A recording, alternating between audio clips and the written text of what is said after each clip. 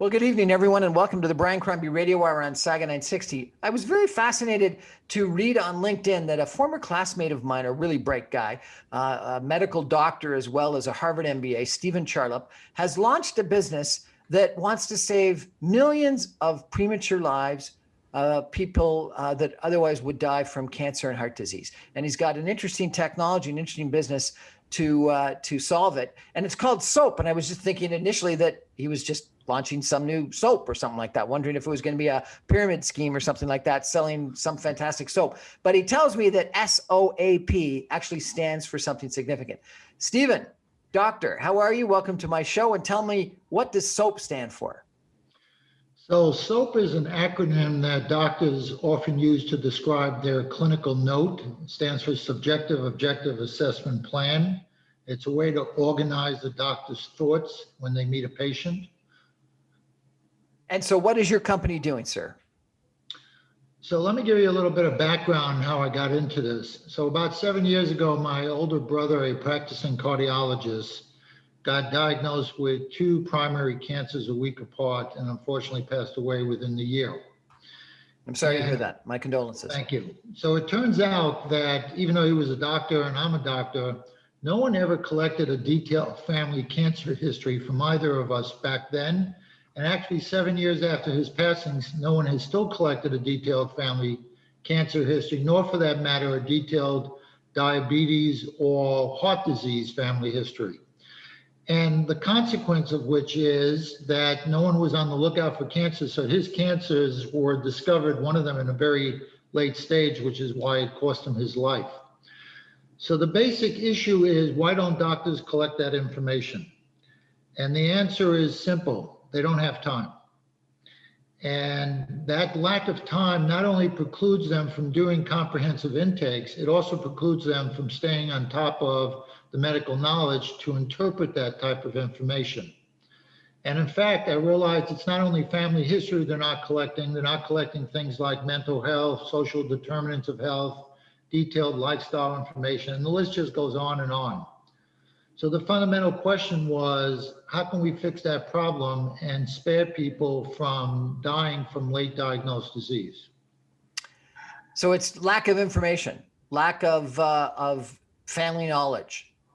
Well, it's not just lack of information. It's also, there was a study about 1.5 years ago that it's better to see a doctor first thing in the morning than later in the day if you want to be referred for cancer screening, which basically describes a situation where as the day goes on, doctors become less conscientious. There was a study done about 9 months ago that more than half of patients lie to their doctors about things that might embarrass them. There's studies that show that more than 55% of doctors report burnout. So the net effect, at least here in the United States, is that the toll on doctors is impacting their ability to provide what they call top of their license medical care. Fascinating. And so you're going to solve this how? So after when my brother's cancer was discovered, it was also discovered that he had a genetic mutation called a BRCA2. And that gene is typically associated with increased risk for cancer. So I was running a preventive medicine clinic at the time. It was my second business. And I was giving lectures all over town and around Florida about how genetics is a relatively small part of what happens to you. And then my brother gets this genetically mediated cancer. So I closed down that second business and I spent 3 years at Stanford, 1 year studying genetics and genomics, 1 year on a research project, a very interesting research project that got published in 2018. The project basically was to determine the state of genetic risk assessment at Stanford. And so we interviewed patients and said, are your doctors doing appropriate risk assessments? And the patient said, our doctors here at Stanford are the best in the world. If we need risk assessment, we're sure they're doing it. And then we went to the doctors and said, so are you doing risk assessments for your patients? And the doctor said, we don't have a clue how to do risk assessments. And then to validate that they didn't have a clue, we looked at the state of genetic testing at Stanford and found it in complete disarray with doctors willy-nilly ordering genetic tests. So that confirmed my fear that doctors are not doing things like genetic risk assessment. And so I came across a study, a very interesting study published out of Northeastern in Boston, where they used what's called a digital human. They called it a relational agent. People call it virtual beings, artificial humans. Some people mistakenly call them avatars. Avatars are controlled by humans. These virtual beings, digital humans, are controlled by the computer. And in this study, they compared a digital human collecting family history to patients self-completing an online form. And I found the study amazing for two reasons. One, the digital human did a better job than the humans in collecting family history, more complete, more accurate. Not quite as good as a genetic counselor. But what was shocking for me was how bad the humans were at self-completing a family history on a tool created by the US government. Because what? They lied or they got bored or what? It's unclear. They left out 17% of their first degree relatives. That's their siblings and their parents. They left out 55% of their second degree relatives. That's their uncles, aunts, grandparents, and grandchildren. So again, when I say they left it out in the form, but they revealed it to the digital human. Because they forgot about it or they just were rushed? It's not clear. The National Science Foundation gave me a grant in 2019 to go out and interview 25 doctors and 25 patients. And one of the questions I pose to the patients is, how do you like filling out medical history forms? Do you do a good job at it? Do you think it's a worthwhile endeavor? And they said to me, we don't think we do a particularly good job at it. One, because it's really tedious and menial work. Two, it seems we get asked the same question every time we go to the doctor's office. Three, it seems the nurses and the doctors are going to ask the questions they want to ask again. And fourth, that happens all the time. I clean it, I fill out the same form, and then the doctor just asks those questions all over again, and then the nurse asks the questions again. Right. Well, the patients suspect that the doctors don't read the forms very carefully. And when I interviewed the doctors, they confirmed that they don't read up to 40% of what's on the history forms. So in fact, the patients are right. The doctors are not reading those forms very carefully. So anyway, I realized that this digital human, if it was spruced up, could be the solution to the problem of doctors not having enough time to ask patients questions. But then I spoke to the doctors and they said to me, and this was kind of shocking, the last thing we want is more data. In fact, that's why all these wearable companies and say, oh, we collect all this incredible data that we share with your doctors. They don't understand. Doctors don't want this data. They don't have time to look at the data. And more importantly, they're afraid that there might be something important in the data that they might miss. And then they'll be held liable that they have the data, but they didn't pick up something important in it. And then they'll be held responsible for failing to do so. So I realized that simply collecting more data from doctors wasn't the answer.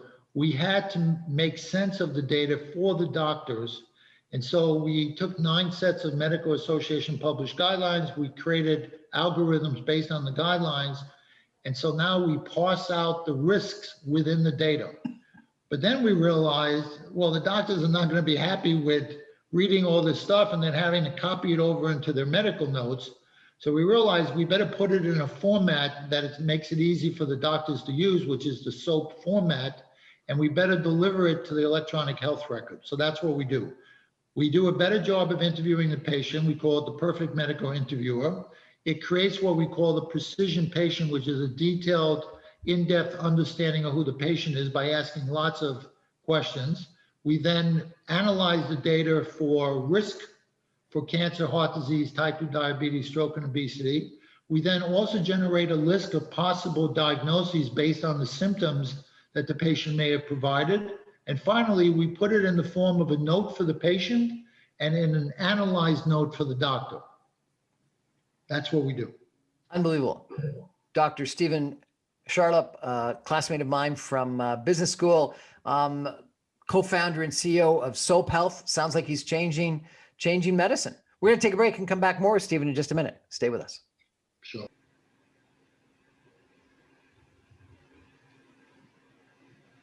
Welcome back to the Brian Crombie Radio Hour. We're chatting tonight with Dr. Stephen Charlap, a classmate of mine from business school, who's the co-founder and CEO of a new company called Soap Health. That's the developer of Soap AI, the perfect medical interviewer, an AI-powered artificial human health assistant that identifies, verifies, and simplifies patient-reported data collection, risk assessment, and electronic delivery to physicians in a 90% completed SOAP note.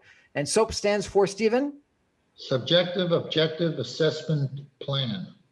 To improve patient care and doctor productivity and decrease liability. Perfect for both fee-for-service and value-based care, with an initial focus on early detection of heart disease, cancer, type 2 diabetes, stroke, and obesity. SOAP AI creates the precision patient. Stephen, it sounds fascinating. What an incredible process that you're involved in, and you're going to show it to us a little bit. Yeah, I'll play a 1-minute video that just talks about the product and gives you a good overview. Excellent. Doctors depend on patients to find that information to make medical decisions. Logically, better information leads to better decisions. So why are doctors not collecting important information such as outstanding medical history that can identify? Well, that was kind of interesting. Stephen, tell me, what is this digital interviewer actually doing? So it's interesting that you call it a digital interviewer, in that a moment ago you called it a questionnaire. It's meant to change the way that information is collected from patients. If we step back for a second, I'm always reminded of this famous saying by Henry Ford: if I asked my customers what they wanted, they would have said faster horses. And medicine, I feel most doctors don't know what they want. You know, they get into a mode of operation and they come to work every day, they put their heads down and they kind of burrow through the day. And when you come to them and you say, I have a tool that can help you practice better, it's like, I'm not really interested. And the reason is because a lot of people come and try to sell them snake oil. So they're kind of cynical about the whole process. But those who have developed tools for them have basically taken the premise of, let's create an automated horse for them. In other words, let's take the processes that the doctors use today and let's try to incrementally improve that by automating certain functions of that process. Instead of stepping back and saying, well, if doctors are burnt out and they get tired as the day goes on and they're not keeping up with certain knowledge, why do we want to perfect that process using AI? Why don't we step back and think about what would be the ideal way to collect information? And it turns out that the ideal way is probably a combination of human attributes and computer attributes. And I'll give you an example. If I'm going to ask you a question that has 40 parts, as a physician talking to you, I'm not going to list 40 different possible choices to you. On a computer screen, I can list them as text or I can list them as images. We choose to list them as images. So the character can say, look at the following tombstones, images of diseases, and pick the ones that are most relevant to you, okay? The doctor, however, is relying on the patient to reach back into their memory and recall all the different diseases that they have. And it just doesn't work. And I'll give you a perfect example. I was doing something called a 24-hour dietary recall, where a nutritionist calls you up and asks you everything that you ate the day before. And they don't want to prompt you. So we went through the whole day of eating and so on and so forth, and I gave them everything I remembered. And then I said to them, you know, it would have been really helpful if you asked me like a general category like fish, chicken, or meat. And then I said, oh my God, I forgot to mention I ate fish yesterday. So by prompting myself, I was able to remember something I had completely left out. And so we combine the conversational AI with what we call intuitive imagery. Imagery that a picture is worth 1,000 words. And so we much quicker make a patient appreciate what it is that we're asking them. And when you collect all this information, it goes into a patient record. You make it more available to the physicians. It follows the patients around, because that's one of the challenges is some, you know, even when I get references from one physician to a specialist or something like that, I'm shocked that the specialist didn't have the information that the prior physician had. Right. Our basic premise is that it'll take you about 20 to 40 minutes to complete an in-depth interview with the digital human. And that's why we also like to refer to our product as the Bohemian Rhapsody of digital health. Why? Because you know the whole story about Bohemian Rhapsody, Queen's song, that it was 5 minutes and 55 seconds, and the record producer said no one will listen to it on the radio, and other musicians said, you know, it's a nice song, but no one's going to listen to it. And it arguably is one of the greatest rock songs of all time. Why? Because it's a unique song and it has very enjoyable elements. And similarly, while expediency is important and people do have short attention spans, rather than focus on expediency, we focused on accuracy and comprehensiveness, but doing it in the most expedient fashion. And so what takes 20 to 40 minutes to complete on our platform would take a doctor 40 to 80 minutes to do by themselves. And if a patient was filling out a form with hundreds of questions, the chance of getting them right or skipping a few goes up significantly.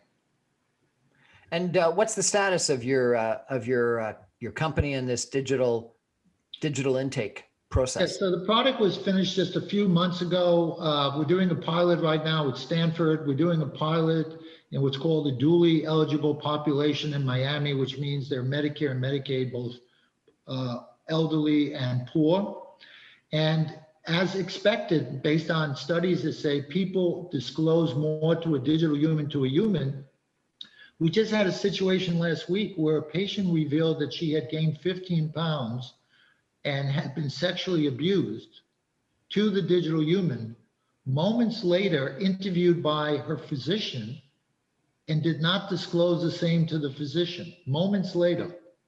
We've had patients disclose depression, anxiety, financial insecurity, etc., to the digital human, but not to the nurses and doctors that were at that clinic.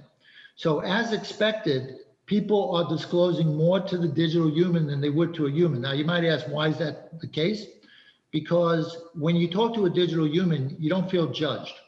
You don't feel biased. You don't feel the need to manage your reputation. You don't feel the need to make a good impression. That's not true with doctors. You don't want the doctor to look at you negatively. You're afraid to cut off the doctor. You're not sure if the doctor heard you. You're too embarrassed to ask the doctor to repeat him or herself. None of that happens with a digital human. Fascinating. So you're in the pilot at Stanford and pilot down in Florida. What's your game plan from here? So once we've established that the feasibility, acceptability, and non-inferiority of the product, our goal is to sell it to healthcare systems that employ large numbers of doctors as the digital front door of their patient engagement. Because, as I mentioned earlier, I started this in memory of my brother, my goal is to price it at a price point that virtually everybody on the planet can afford. Just a few dollars per patient per year.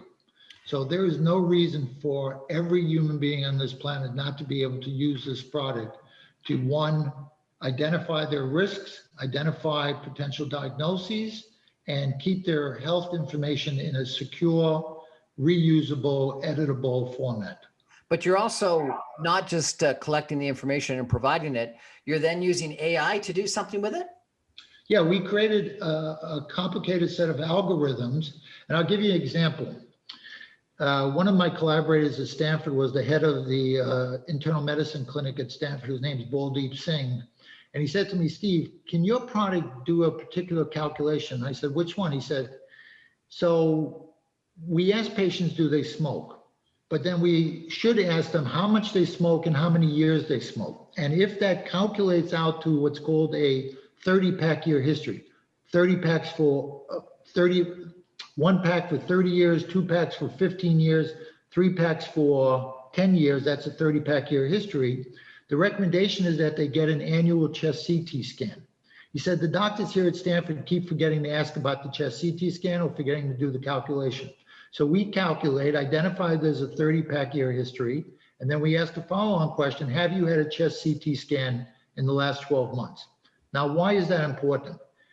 Finding asymptomatic lung cancer through a chest CT scan reduces the cost of treating lung cancer by 90%, increases survivability by 10 or more X. So it's literally the difference between life and death and catastrophic cost associated with treatment. That's fascinating. So explain to me what asymptomatic cancer is. It means you have cancer, but you don't have symptoms. And so it's in its early stage of replication? Or yeah, it's there, but it hasn't grown to a size, or it hasn't released chemicals that start causing things like fatigue, weight loss, nausea, etc. And so then what do? You cut it out, or radiation or chemotherapy, or what? Yeah, the treatment is much more effective because, one, you're dealing with a very localized cancer that hasn't spread to other parts of the body. Whether it's resection of the cancer, taking out that small lump, whether it's radiation or chemotherapy. The point is, it hasn't gotten to your lymph nodes. It hasn't extended beyond the lungs, where it gets much more complicated. As cancer grows, cancer can also mutate, and then the mutated cancer can be even more difficult to treat than the original cancer. So when it comes to cancer care, early detection is the best medicine. Isn't that the case with almost all diseases? It is, but unfortunately, it's not the case in terms of how medicine is practiced. As I may have mentioned, the top two misdiagnoses responsible for malpractice, over 60% of malpractice, is due to missing cancer and missing heart disease, which also happen to be the number one and number two top killers in the United States.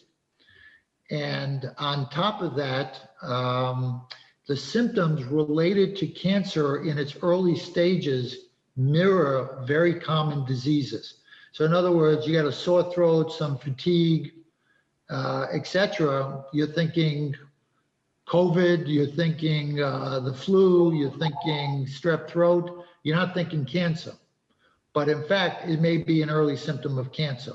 So when you combine that with a family history and a lifestyle history, then you start to suspect that cancer may in fact be in play. So for example, if you have two relatives with either breast cancer, prostate cancer, pancreatic cancer, ovarian cancer, all those cancers, melanoma, are associated with a BRCA2 mutation. So any one of those two cancers in your family could lead the doctor to suspect that this patient is at an increased risk of one of those cancers. And so when they present with symptoms that would otherwise suggest something more benign, they might think, in this patient, given their increased risk, let's work them up for potential cancer. So that's the difference. And so this what do you call it? A BRCA2? BRCA2. That BRCA1 is the gene that Angelina Jolie had, and based on her family history and knowing that she had a particular mutation, she had a bilateral mastectomy, had both of her breasts removed, and a oophorectomy, removal of her ovaries, because her probability of developing either breast or ovarian cancer were both greater than 50%. And how does one find out if they've got these genes? You can get genetically tested. Now, a lot of people don't run out and get genetically tested because they don't have any reason to. Some people think that 23andMe is actually a genetic test for health reasons. It really isn't. It's really entertainment and ancestry. And I'll give you an example. There are 20,000 variants of mutations. In other words, 20,000 different possible defects in the gene related to the BRCA2 gene. 23andMe tests for 3 of them. There are 20,000 and they test for 3 of them. So you could see that just because you don't have those 3, you could have another 19,997 of them that could increase your risk for cancer. So is there a better way to get tested for this gene, the 23andMe? So it's also a question of insurance. If you want your insurance company to pay for it, then ideally you want a professional to recommend that you get tested. And then there are companies such as Invitae, Color Genomics, Ambry, Myriad that have different testing for cancer and heart disease that might help you with your insurance, that have genetic counselors on their staff that can talk you through some of the concerns pre-testing and also talk you through the findings post-testing. We're chatting tonight with Dr. Stephen Charlap, a classmate of mine from business school, who's launched a company that's going to dramatically improve both the intake of patients as well as the information that those patients provide, and then analyze it with artificial intelligence to provide far better information to physicians. We're going to take a break for some messages and come back more with Dr. Charlap in just a minute. Stay with us.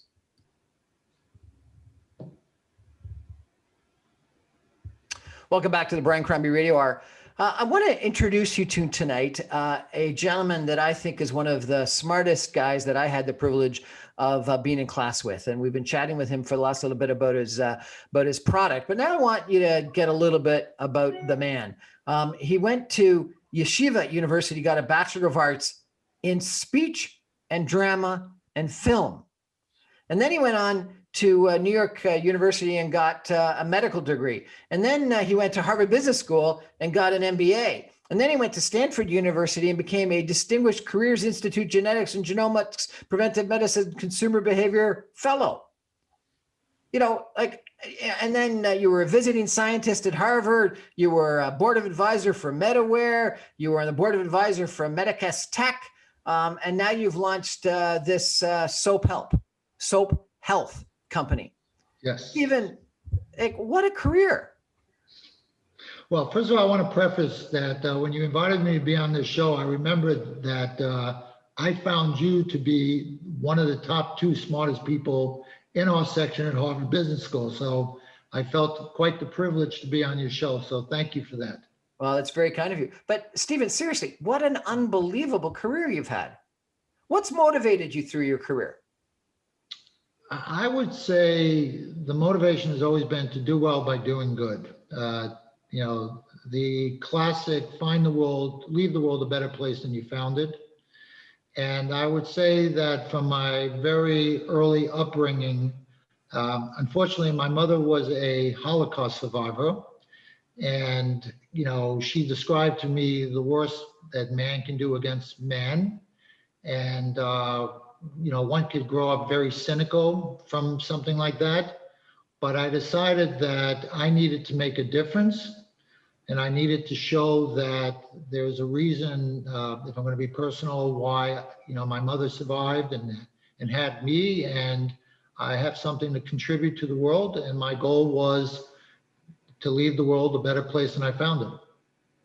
I got to ask you, why drama, film, theater as a undergraduate and then medical school? So fortunately, my school allowed me to take all the pre-medical courses, and I've never been satisfied in following the status quo, and I wanted to do something more exciting. And the speech and drama was primarily speech-related courses. It gave me an opportunity to get up and do public speaking. You probably don't know this, but I had a speech deficit growing up. I had a very bad lisp. I couldn't pronounce my R's whatsoever. And most people would have said that I was never going to be a public speaker. So I challenged myself by being a speech major to learn how to speak clearly. And I practiced. And in fact, the teacher in the first day of class referred me out to a speech therapist. I never went, but I got a book and I practiced every day and every night, and eventually got over my lisp and my speech deficit. By the way, just to throw in there, before I went to college, I was in the bottom half of my high school class and got rejected by my local community college. So I'm a cautionary tale of don't give up on kids who may not appear so bright when they're younger. Well, and that's another part of your history. You've been a mentor. You've been a mentor for 10 years at Harvard Business School, a student mentor. You've been a mentor at Stanford University. You've been a mentor in several different medical areas. Tell me why you've dedicated so much of your time mentoring young kids. because my adult children won't listen to me anymore. Ain't No, I that mean, true? Ain't that true? yeah, listen, I'll tell you the truth. I have a philosophy that knowledge acquired that's not shared is wasted knowledge. In other words, they say you can't take your money with you, but at least you can leave your money behind. But if you don't share your knowledge, you basically take it to the grave. So whenever I learn something, it's very important for me to share it with other people so people benefit from it. In fact, when I was running my preventive medicine clinic, the big joke was that every sentence that comes out of my mouth starts with the word "a study showed," because I was reading all these studies and I wanted to share the knowledge I was accumulating with other people. And so I just kept rattling off studies to people, and it got annoying. And my wife said, "Stop it." And so I stopped it, but I still quote a lot of studies. I have a similar challenge where it's I read in this book, or I read in this article, or I read whatever, and so I've got to stop doing that because people get frustrated with my quotations of different things as well. Uh, Steve, I am really interested in some of these people that are talking about digitization sort of having such an impact on our society that it's almost like an industrial revolution. And the buzzword that people have been talking about is a fourth industrial revolution. You're into AI, so you not only collect the data, but then you use AI. And there's been lots of studies. Maybe you probably know them far better than I, but that I've read about where, for example, radiologists reading X-rays versus AI. I think it was IBM's, what is it, Wilson or Webster? I can't remember it now. Who did a better job reading X-rays and radiology reports than radiologists. So AI really does have an unbelievable benefit to human life. Do you think that we're going to enter into this world where AI has such an impact on us that it almost leads to a fourth industrial revolution? I think that is an absolute certainty. I will tell you that I am a big fan of science fiction. Huge fan. Watch everything on Netflix, on TV, every science fiction, every movie that I can get my hands on. I watch it because I am absolutely fascinated by the evolved thinking of science fiction writers. And I'll give you just one example. In the early Star Trek, 2001: A Space Odyssey, Back to the Future, when you spoke to a computer, you literally spoke to a voice in the air. In the more recent science fiction, whether it's Altered Carbon, whether it's Blade Runner, you are always speaking to an embodiment of the voice.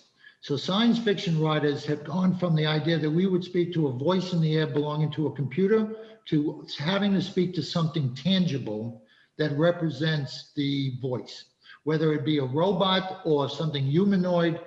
Virtually always now, they have you speak to some kind of embodiment. I just read about a guy who started a company about transporting your consciousness to robots in another space so you don't have to travel. There would be a recreation of you in this other place. And I've seen this in one of the science fiction shows about, what they do in 400 or 500 years into the future. So yes, I believe it's a new industrial revolution. I think we're just at the cusp of it. I think there's so much more for us to learn. There's a guy named Harari who wrote a book called Sapiens. And he said the greatest human discovery was the discovery of ignorance. Until we discovered that we didn't know everything, science was really in a very primal form. And it's now that we realize how much more there is to know that we're really at a cusp of creating things that were unimaginable just a few years ago. Whether we'll have space travel light year speed, whether we'll be able to transmit something tangible from one space to another, how we die or don't die in the future. I think we're just at the beginning of that. And it's not just AI that's going to allow that. It's also material sciences, nanotechnology, thermotechnology. So Sorry, what was that? Thermotechnology? Yeah, thermo is smaller than nano. There's nanites and there's thermites. Thermites are smaller units of technology than nanites. Really? And the idea is, for example, the way we'll cure cancer in the future is that you will have circulating surveillance robots going through your bloodstream looking for something abnormal. And when it finds it, it will go right there, destroy it, and that'll be the end of the cancer. Or you'll have robots that'll be able to go in and repair a ripped tendon or a heart muscle after a heart attack. So I'm a big believer that in the future, mankind will no longer die. Whether because we're able to pass our consciousness onto new bodies, or whether because we'll be able to merge, like the singularity believes, with computer components. But I believe that we will stay alive forever in the future. And for me, I always joke around with my family that I want to be frozen before I die so that I can come back and see the next iteration of the world. I'm hoping it's a good iteration and the science is used for good, but I always joke that I want to come back. You mentioned the book *Sapiens*, and I can't pronounce the gentleman's name, the author. Harari. Harari wrote a second book called *Homo Deus*, and in it he suggests and worries that, frankly, humans, with a lot of the things that we've been talking about tonight, advances in medical science and AI and medical devices and surgeries and genetic testing and, et cetera, may, for the rich, be able to create a new race that is so superior to people that don't get those benefits that, might have one group of humanoids that become almost godlike, and they will treat the people that don't have those benefits comparable to the way that Homo sapiens treated Neanderthals. And he worries about the future in that regard. Well, he must have watched. What do you think? Well, there's a show called Altered Carbons that's actually predicated on that theme, that the wealthy are able to buy shells of human bodies and just switch them out and live indefinitely, while the poor people can't afford these shells and die like humans always died. Look, the long and short of it, one of the big problems with predicting the future is that people always tend to think linearly. And I'll give you a great example. We were supposed to starve as a species quite a number of years ago, but then genetic modification of wheat basically made wheat universally available. And starvation and famine, as we knew it in the early 60s, essentially no longer exist on the planet. So I believe, first of all, that humans may, in fact, begin to inhabit other planets. And, I was talking to somebody who's actually working on the Mars mission just the other day. And, first we got to create a moon base, then we got to get to Mars. And when we get to Mars, we can create a base on Mars, and that might allow us to then travel to other planets in the solar system. Well, the other planets aren't so hospitable, but planets outside of the solar system called exoplanets.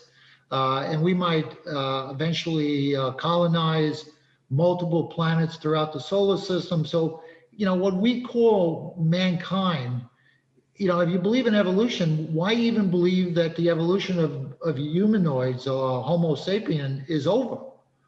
Why aren't we going to evolve again in the next 100,000, million, multi-million number of years? I don't think we're not going to be like Jedi or Captain Kirk. We're not going to look the same. We're not going to act the same. We may not. Look, when people imagine aliens coming to the planet, there's a consistent view that they have, that the aliens have these very large brains, very thin bodies, very thin limbs. Why? The predisposition is that the human brain will get larger and evolve, and that the body will become less important because technology will be able to do everything. So humans will evolve to look like these aliens, which is why these aliens who have the capability of traveling to our planet are presumed to be an evolved species. And that's why they have the big heads and the big eyes and the very skinny, long bodies, because they don't need anything other than that. So my point is, no one can predict what the future is. Yeah, we can look at everything linearly, but things don't work out that way. There could be. Line, you're optimistic. You don't worry about it the way that your Israeli author in Homo Deus worried about it. Well, look, is there a pause for caution? Yes. Why? We as a race have had 2 world wars. We continue to have terrorism and wars throughout the planet. Humanoids, let's call it Homo sapiens, hasn't always taken the best care of the planet and of each other.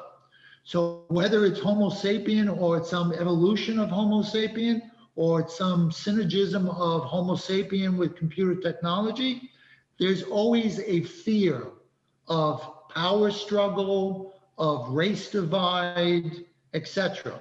But if you watch the original Star Trek, it's amazing how Gene Roddenberry was able to basically think through these types of issues that affect mankind, like the future Earth, where the Yangs and the Kangs, where the Yangs are the Yankees who become the savages, and the Kangs are the communists who become the civilized, right? It's kind of like whatever we know now, no one can predict the future. Maybe we can predict 20 years out, but I don't think we can predict 100 years out or 200 years out, because there's a exponential curve of discovery. And again, things just don't happen linearly. They evolve in different directions. There are inflection points and whatnot. I'll give you a stupid little example. We as a country in the United States were adamantly opposed to same-sex marriage not that long ago. And now the country overwhelmingly supports same-sex marriage. And so just even on a philosophical issue such as that, there was a complete change of mindscape. And I'm not arguing whether it's right or wrong. I'm just saying in terms of the consensus of the general population, right? So nobody can predict. I mean, are the Democrats going to stay in power? Are the Republicans going to come back? Does Trump have a second term in his future? I mean, who can predict such things? Did he actually pay more than $750 in taxes? We're chatting with Dr. Stephen Charlap tonight. What a fascinating conversation. We're going to take a break and come back with some concluding comments in just a minute. Stay with us. Welcome back to the Brian Crombie Radio Hour. I'm having a fascinating conversation tonight with Stephen Charlap, Dr. Stephen Charlap, who was a classmate of mine. Gosh, almost a generation or two ago at Harvard Business School, and that was after he had an undergraduate degree in film and theater and speech, and a doctorate, a medical doctor degree, and then he went on to do some work at Stanford and became a fellow in genetic stuff. And he's launched numerous different companies. He's been a mentor of students at Harvard, at Stanford, and at other medical places.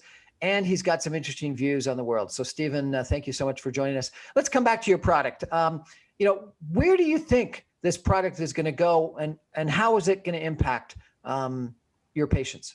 Right. So let's come back to the concept of precision patient, which is a concept that I created. There's a lot of talk about precision medicine, and the idea is that the more personalized you can make the care, the better the care is going to be. But how can we have precision medicine if we don't have an in-depth, nuanced understanding of Homo sapien, of humans?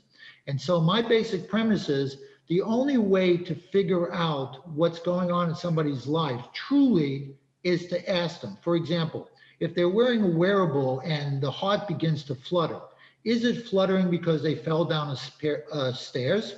Is it fluttering because they're having sex? Or is it fluttering because they just heard on the phone that their mother died?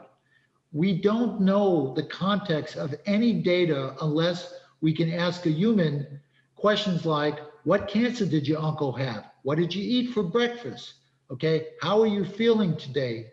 Do you love your wife or husband? I mean, these are things that only you can answer.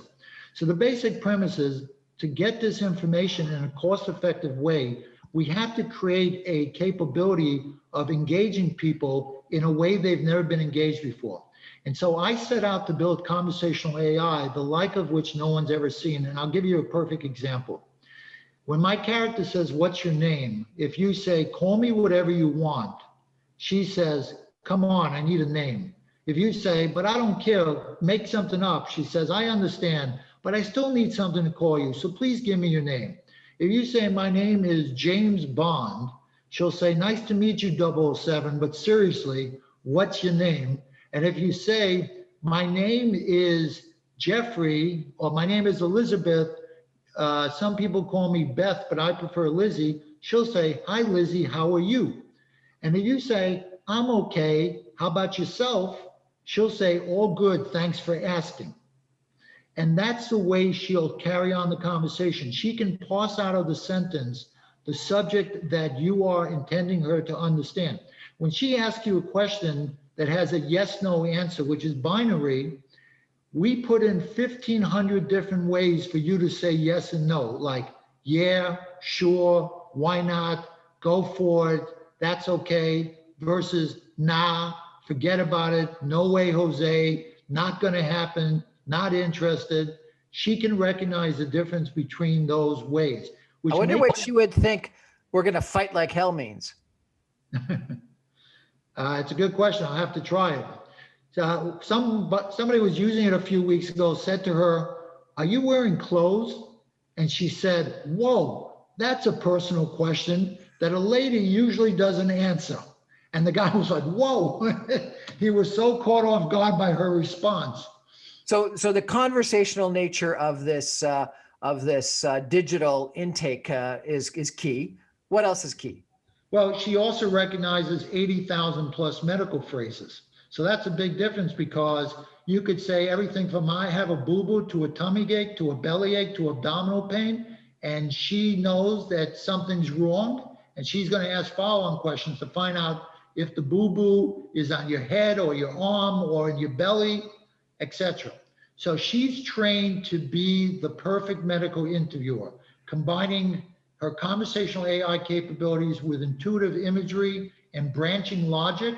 So for example, if you say, my uncle died at 65, and she says, and when did your uncle develop cancer? You can't say 73, because he died at 65. So she won't allow you to give that type of answer. And if she says, how old are you? And you say, I'm 45, she goes, whoa, you don't look a day over 42. So she's also imbued with what I call meditainment, which is short for medical entertainment. So she plugs in a joke here and there, like, what's your height? She says, not the height you tell your friends, but your actual height. And so I find that people give her better answers than they might otherwise give, because everybody likes to throw an inch or two on their height. This is fantastic. You're in test pilot right now at Stanford and in Florida. When do you think you're going to go beyond that? I hope we'll sign our first customers next quarter.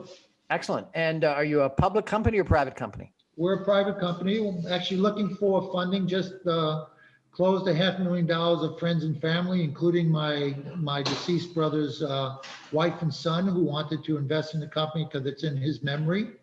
And always looking to raise more money, always more exciting things to do. Send me the investor deck. If people want to check you out, is there a website that they can take a look at? Sure, it's SOAP, SOAP.health, HEALTH.